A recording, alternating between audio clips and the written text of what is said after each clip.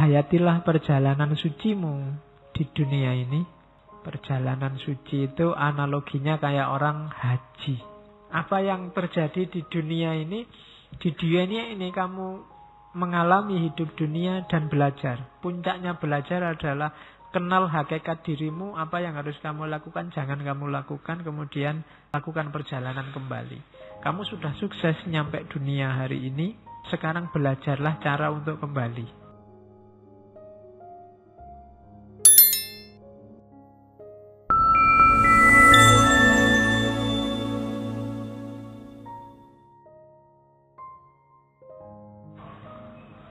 Oke, bismillah. Assalamualaikum warahmatullahi wabarakatuh. Bismillah. Kita lanjutkan ngaji kita. Oke, tujuannya 3. Kenapa Blavatsky menginisiasi lahirnya Theosophical Society? Itu ada di hampir semua naskah Teosofi. Yang pertama adalah persaudaraan antar manusia. Kayak bukunya Mahatma Gandhi itu loh. Semua manusia bersaudara. Dulu saya ada teman zaman kuliah itu, waktu membahas Gandhi kan jargonnya semua manusia bersaudara. Terus ada yang tanya, berarti kita semua muhrim dong Pak?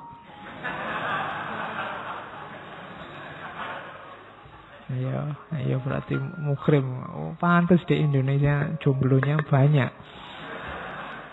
Masalahnya bersaudara semua.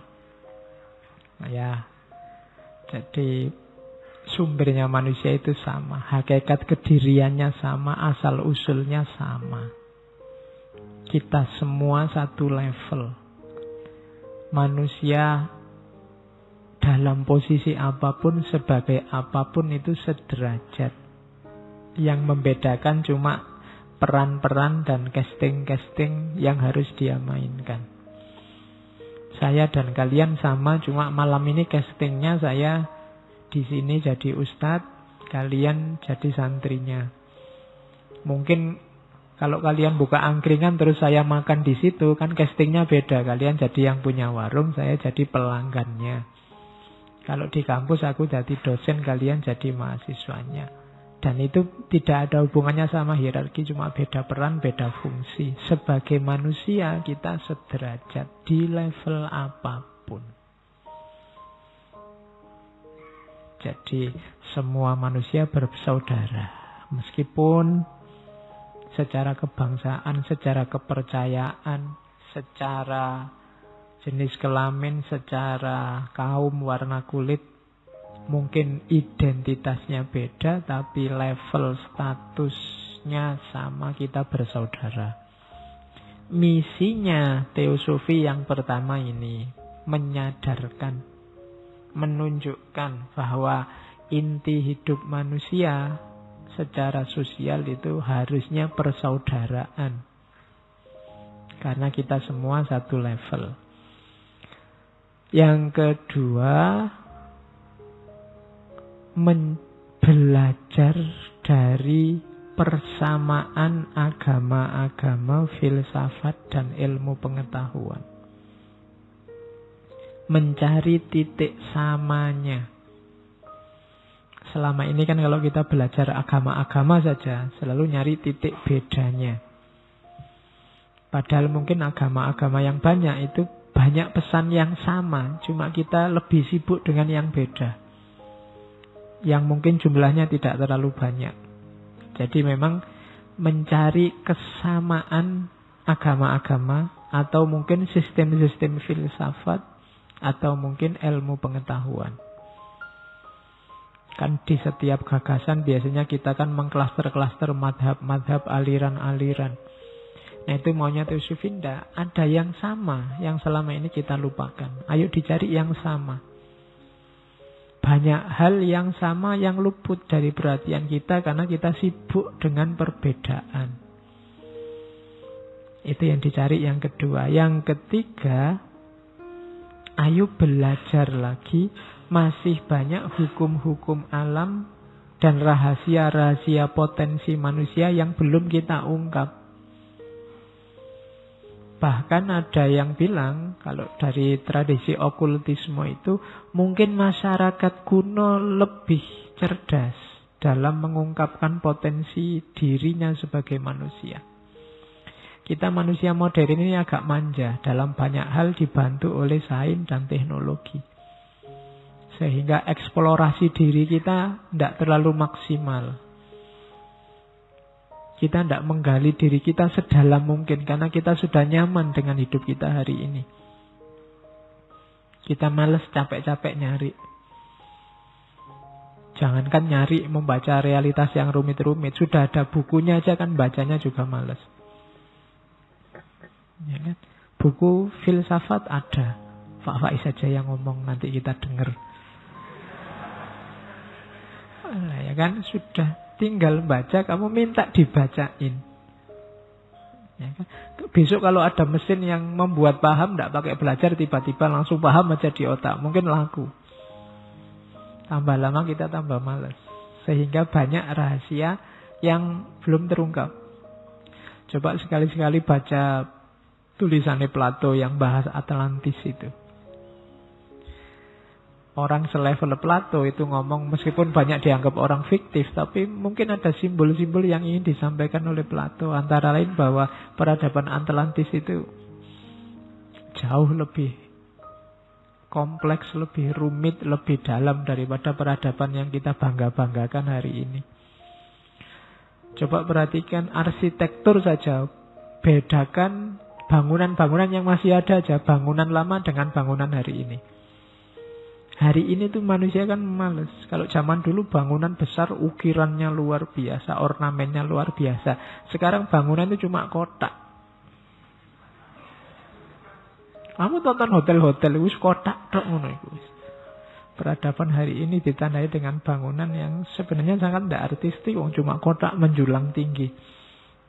Kalau zaman dulu kan bangunan besar-besar rumit ornamennya. Kita semakin modern semakin males. Akhirnya kehilangan banyak khazanah kebijaksanaan. Mungkin semakin ke belakang ke sini kita semakin banyak kehilangan nantinya. Oke. Ini saya ambil dari majalah Teosofi awal. Kalau ada yang pinjam di saya ada.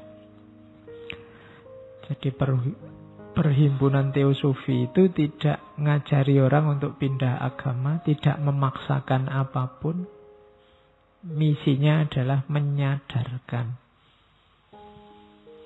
Kalimatnya itu tidak ada satu guru atau penulis siapapun, termasuk Blavatsky sendiri dan seterusnya, yang memiliki otoritas untuk memaksakan ajaran atau pendapatnya kepada para anggota.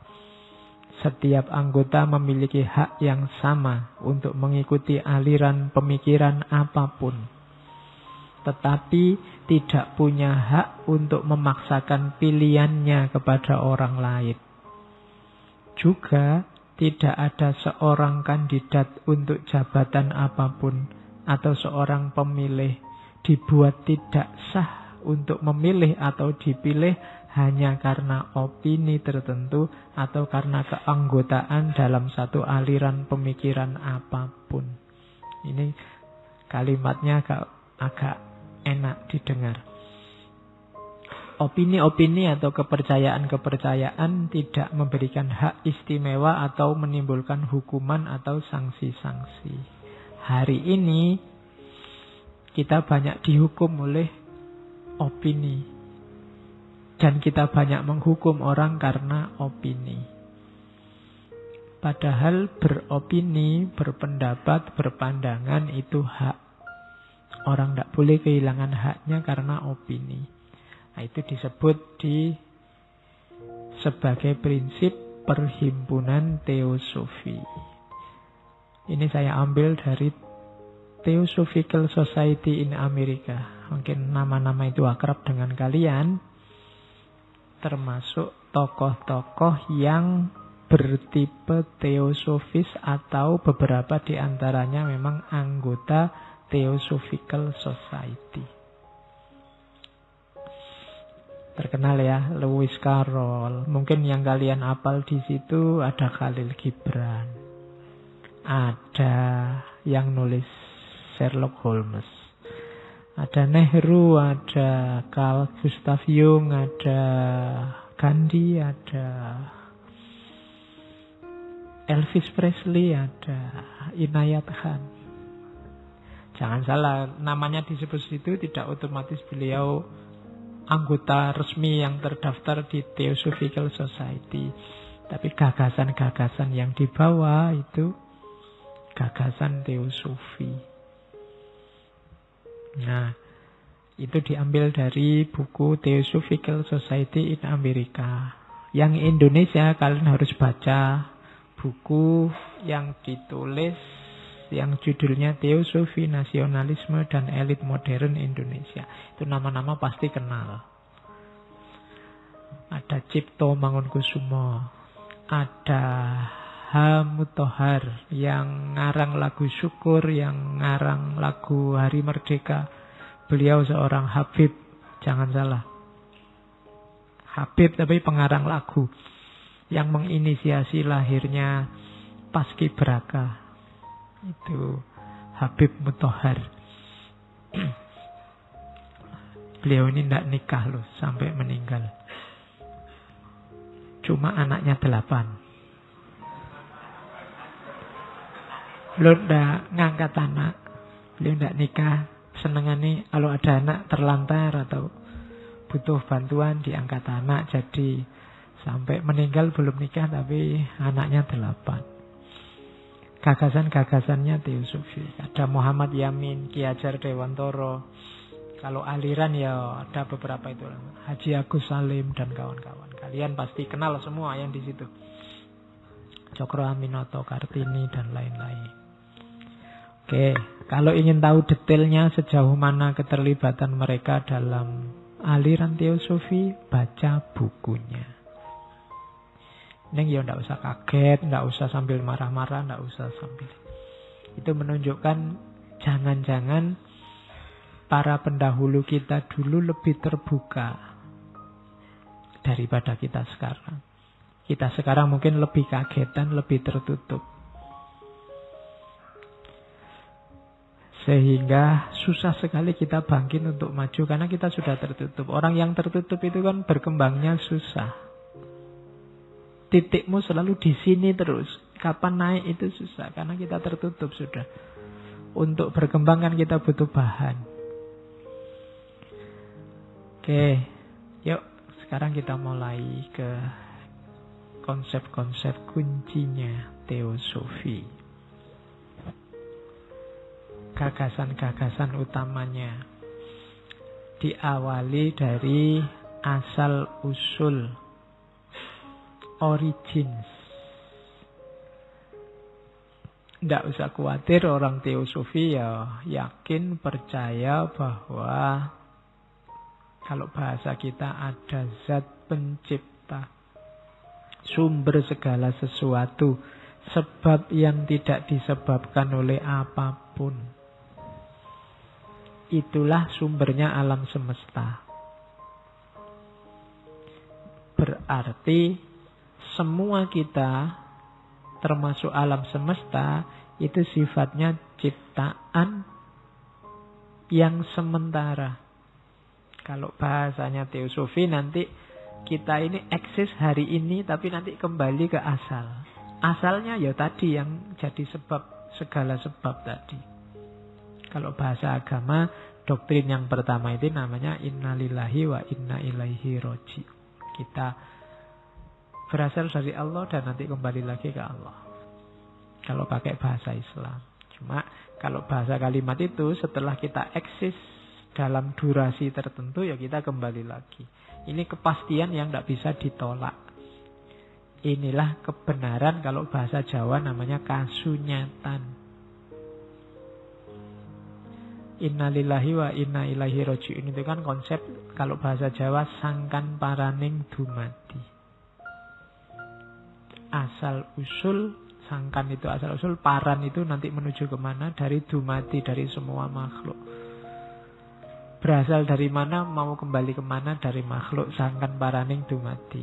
Ini rumus pertama, tidak mungkin dibantah dari kebenaran, maka Jadikan prinsip utama bahwa kita itu dari Allah dan akan kembali ke Allah. Maka persiapkan dirimu semaksimal mungkin untuk kembali yang indah.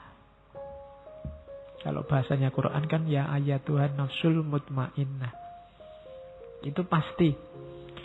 Masa depanmu bisa jadi tidak jelas, tidak pasti. Tapi bahwa kamu nanti kembali ke Allah itu pasti. Besok kamu makan di mana bisa jadi belum pasti, kamu belum memutuskan. Tapi bahwa akhir hidupmu adalah maut itu pasti.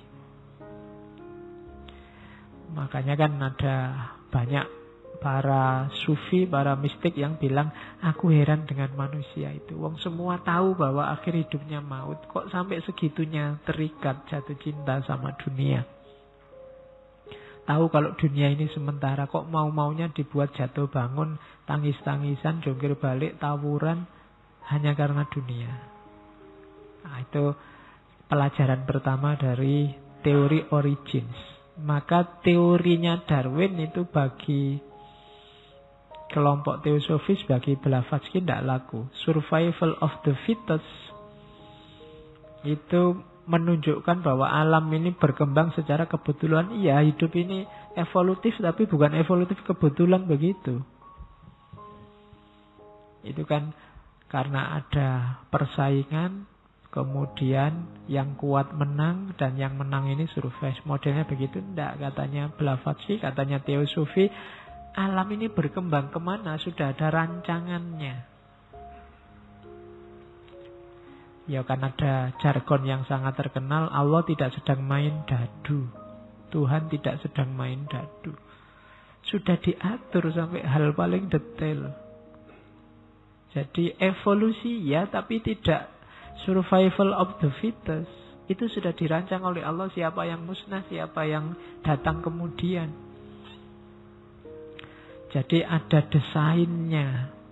Alam ini didesain, bumi ini didesain sedemikian rupa sehingga era ini kita bisa hidup di muka bumi. Kita pindah sedikit aja ke Mars, kita nyoba-nyoba pindah planet sampai hari ini kan masih pusing. Nggak bisa-bisa. Kenapa? Ya memang mungkin desainnya nggak diarahkan ke sana. Tapi kalau memang diarahkan lama-lama ya kita bisa. Dari sekian juta galaksi kita ada di Bima Sakti. Dari Bima Sakti kita masuk grupnya Matahari. Kemudian dari gengnya Matahari dengan sekian planet itu kita ada di bumi yang jadi ya kecil. Ada manusia itu. Betapa kecilnya kita. Itu makanya gayamu luar biasa. Padahal kamu itu tidak ada apa-apa nih. Kita ini kecil. Cuma memang ditata oleh zat yang maha segalanya, desainnya sehingga makhluk yang namanya manusia itu sekarang bisa hidup. Itu pasti bukan kebetulan. Makanya kan Allah bilang, afahasitum annama khalaqnakum abasa. Apa aku ciptakan engkau itu secara iseng? Enggak. Allah enggak iseng menciptakan kamu.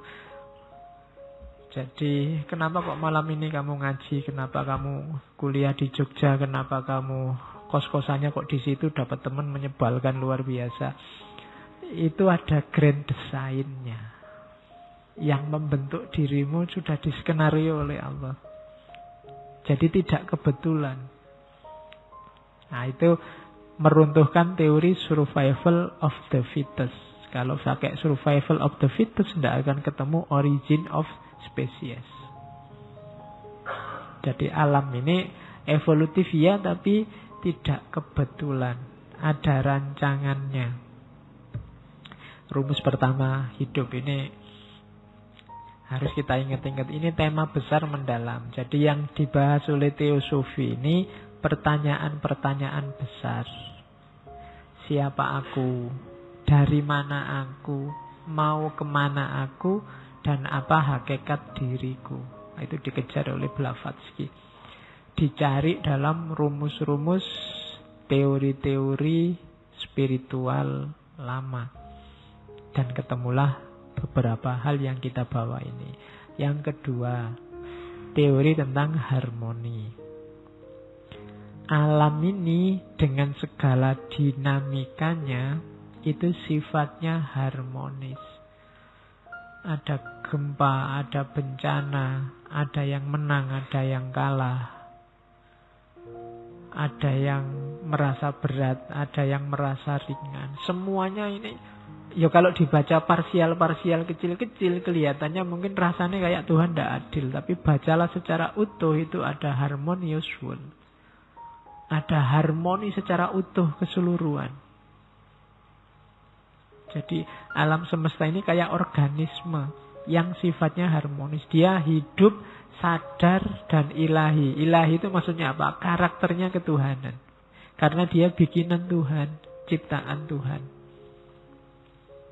Jadi mengalami apapun, ada sesuatu apapun di alam semesta itu, dia bagian dari satu rancangan besar, satu mesin besar. Masing-masing ada perannya. Dan sistem ini berjalan dengan satu hukum, namanya hukum alam. Kalau bahasa agama namanya sunnatullah.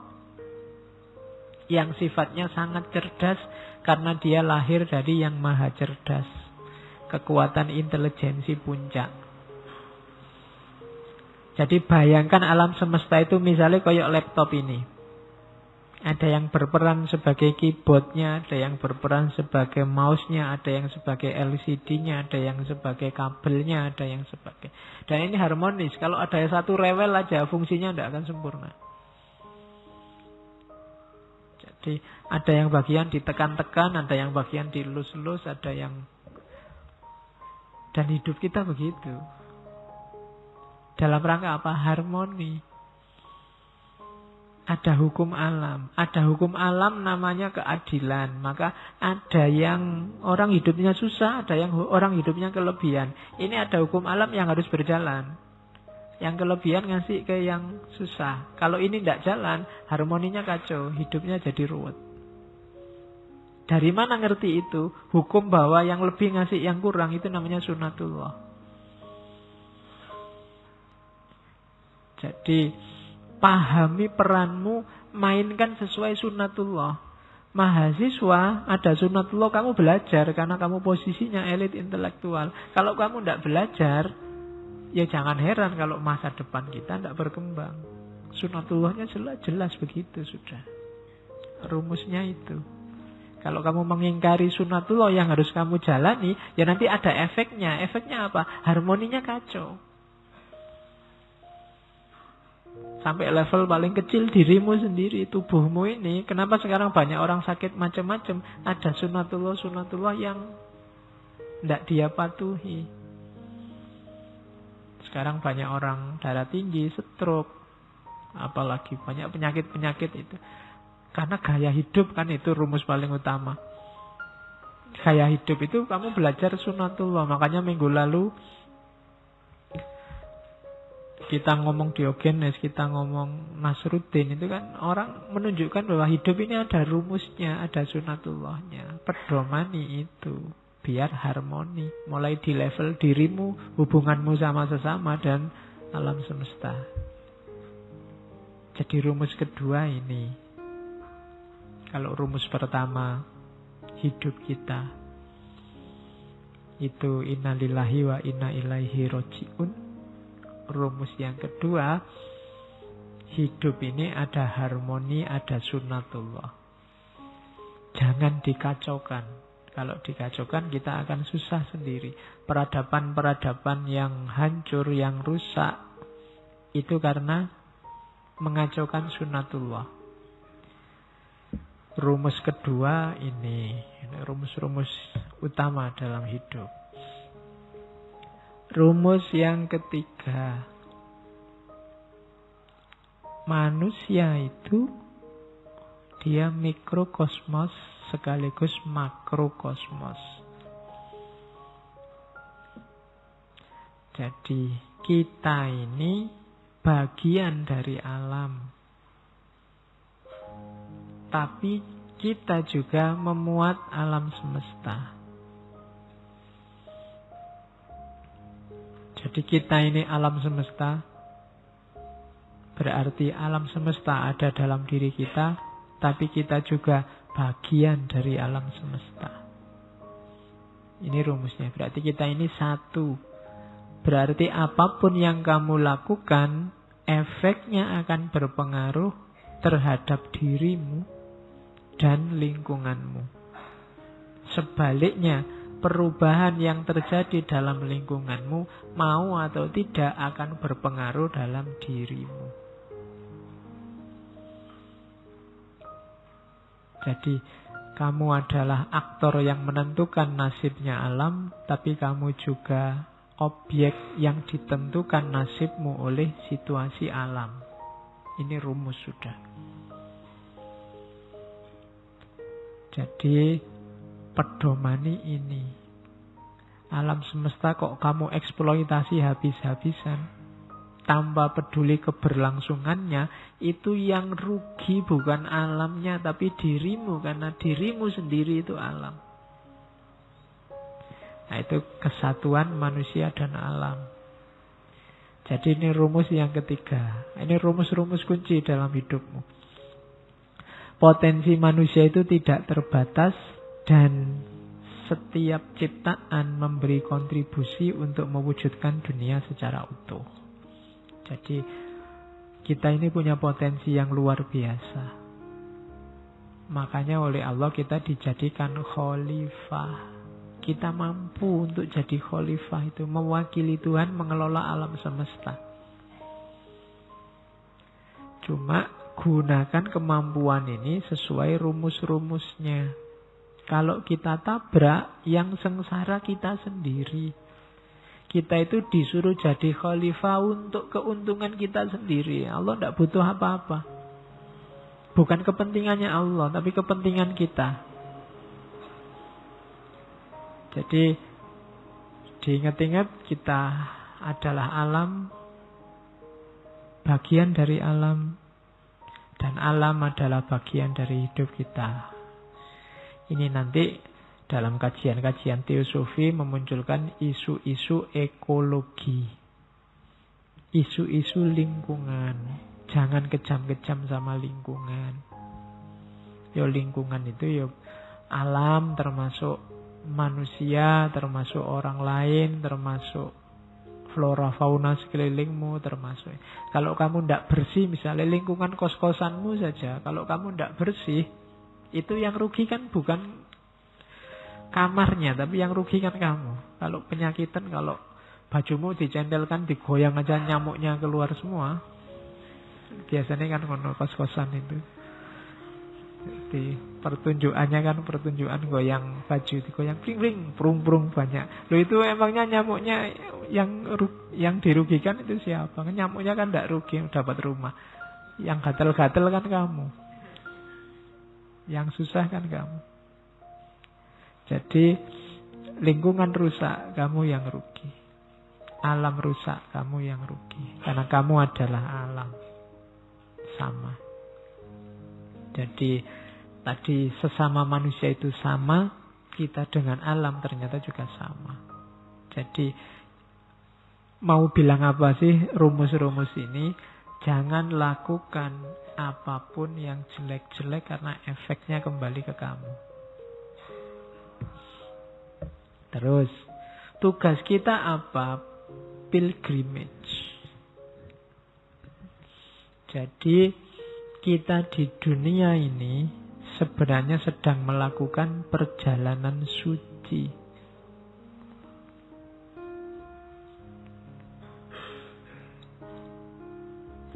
Perjalanan suci itu analoginya kayak orang haji. Haji itu kan pilgrimage. Jangan salah. Haji sebagai muslim ke Mekah, tapi hajimu sebagai manusia ke dunia ini. Apa yang terjadi di dunia ini?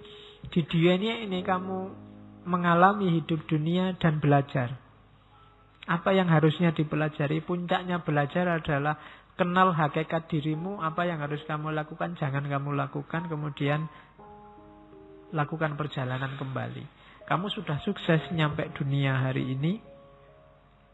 Sekarang belajarlah cara untuk kembali. Caranya gimana? Pelajari dirimu, pelajari lingkungan sekelilingmu. Tugasmu itu. mengalami dan belajar. Alami apapun dan baca pengalaman itu. Itu mengalami dan belajar. Setelah belajar, kamu dapat pengalaman yang baru. Ilmumu kamu jalankan. Jadi rumusnya orang hidup itu. Kenapa kok Islam sangat kenceng mewajibkan orang belajar? Saya bolak-balik ngomong kewajiban cari ilmu, kewajiban cari ilmu. Karena kunci kita bisa kembali itu dari ilmu. Belajar, belajar, belajar sampai ketemu rumusnya bahwa ini loh perjalanan yang harus saya tempuh. Jadi sampai muncul kesadaran bahwa saya harus jalan. Sudah waktunya jalan untuk kembali. Perjalanan suci. Karena yang tidak tuntas, tidak bisa nafasnya mutmainah, tidak bisa kembali. Yang bisa kembali ayat Tuhan nafsul mutmainah yang irji'i. Maka tugas kita di dunia ini belajar dan menjalani atau mengalami. Belajar dan mengalami. Terus semakin tinggi kualitas ilmunya, semakin tinggi kualitas perjalanannya dan pengalamannya. Dan ini muter. Ini kuncinya ilaihi roji'un. Kita yakin benar bahwa hidup itu ilaihi roji'un. Tapi kita tidak belajar cara kembali. Kayak kalian kalau kalian piknik, berangkat sudah nyampe sih, cuma tidak ngerti jalan pulangnya gimana. Itu gawat. Jadi ada perjalanan suci kita di dunia ini, ayo diselesaikan. Ayo kita cari gimana caranya kembali. Kalau perjalanan kan berarti ini cuma mampir, bukan rumah kita. Kayak haji ke Mekah kan akhirnya pulang. Kecuali yang niatnya menetap di sana, mau jadi TKI. Ya. Tapi kan ya kalau di Mekah bisa TKI, kalau di dunia kan kamu tidak bisa jadi TKD, Pak, tenaga kerja dunia. Besok nggak kembali ke sana, saya di sini terus, tidak bisa. Terakhir itu tetap meninggal sampai sana. Jadi hayatilah perjalanan sucimu di dunia ini. Ya nanti kamu banyak-banyak selfie di sini kan nanti bisa dilihat di akhirat. Wah itu selfieku dulu kan gitu. Oke, katanya di akhirat besok kamu dipertunjukkan filmmu. Ya, dan tidak usah khawatir. Setiap orang nonton filmnya sendiri-sendiri, jadi nggak repot ngelirik filmnya yang lain. Kecuali yang sudah jelas masuk surga, mungkin dia ngelirik-ngelirik. Wah, ternyata kamu dulu gitu. Oke, susah ya membayangkannya. Aku pakai kayak yang virtual itu ya. Diginiin semua, lihat filmnya sendiri-sendiri. Oke, tidak terbayangkan. Tidak bisa diceritakan orang akhirat. Kita mikir yang dunia. Kita persiapkan perjalanan itu. Jadi besok kalau ngalami yang akhirat kita tidak menyesal lagi. Kan banyak isyarat dari Al-Quran. Besok di akhirat itu banyak orang nyesel. Bahwa saya dikembalikan lagi. Ya sudah terlanjur. Perjalanan sucinya tidak sukses. Kalau haji tidak mabrur. Hiduplah di dunia secara mabrur. Di perjalanan sucimu. Nah, kamu disuruh mengalami dan belajar. Mengalami, belajar. Rumusnya itu. Pengalaman. Setelah belajar kamu ngalami. Setelah ngalami kamu sadar. Setelah sadar kualitas hidupmu naik. Terus belajar lagi, dapat ilmu baru, kamu jalani, akhirnya kamu ngalami, kesadaranmu naik, kualitas hidupmu naik lagi. Terus begitu. Makanya tambah terus ilmumu, wawasanmu, biar kualitas hidupmu naik, kesadaranmu bertambah, dan kamu semakin menuju kesempurnaan. Kalau bahasa agama, yaumuhu khairun min amsihi. Jangan ditutup, kalau ditutup macet kamu. Selesai dengan kebenaranmu hari ini yang tidak mesti benar. Wong itu kan kebenaran versi kita hari ini. Sejauh yang bisa kita jangkau, yang bisa kita pahami dengan ilmu kita sekarang. Buka terus dirimu, kasih wawasan-wawasan baru. Sehingga hidupmu tambah berkualitas, kesadaranmu tambah pelan-pelan menuju kesempurnaan. Kamu lampaui 3 dunia, dunia fisik, dunia mental, dunia spiritual. Jadi jasmaniah, kemudian masuk ke ranah mental, kemudian masuk ke ranah ilahiyah yang spiritual. Oke, jangan khawatir katanya Blavatsky.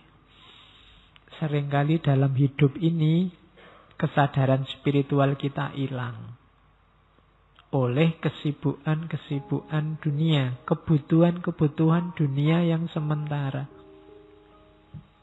Tapi jangan khawatir, kesadaran itu tidak kemana-mana. Setiap kali kamu panggil dia, kamu butuh dia, dia pasti datang. Cuma sekarang kamu cuekin. 90% hidup kita kamu sibuk dengan dunia. Jadi katanya Blavatsky lewat teosofinya, ayo kita sadari bahwa diri kita ini punya kedalaman. Ayo dijangkau kedalaman itu. Hidupnya jangan cuma level materi, jangan cuma level rohani yang belum ke dalam, level mental, tapi level spiritual.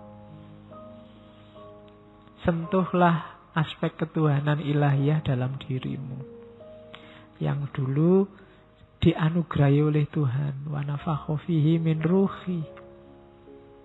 Sentuh itu, temui itu, hakikat kedirianmu di situ. Labelmu sebagai manusia karena punya kualitas spiritual itu. Kalau cuma fisik, kalau cuma mental itu kan bisa marah, bisa sedih, bisa tersinggung. Hewan juga punya. Kalau cuma mental, banyak makhluk yang lain punya. Anjing itu kamu injak ekornya ya ngamuk. Anjing kok marah kayak manusia aja. Loh yo.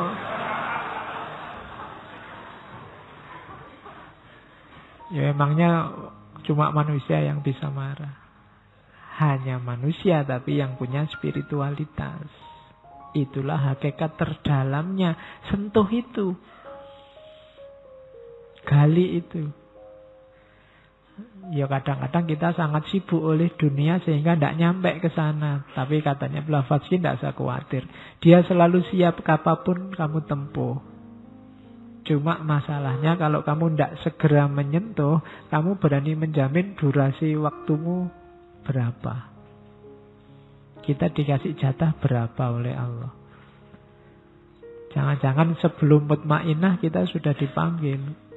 Kalau dalam Islam sebelum mutmainah dipanggil ya dicuekin. Hal yang paling menyakitkan di akhirat kan dicuekin oleh Allah. Iya. Oke. Jadi konsep pilgrimage, perjalanan suci.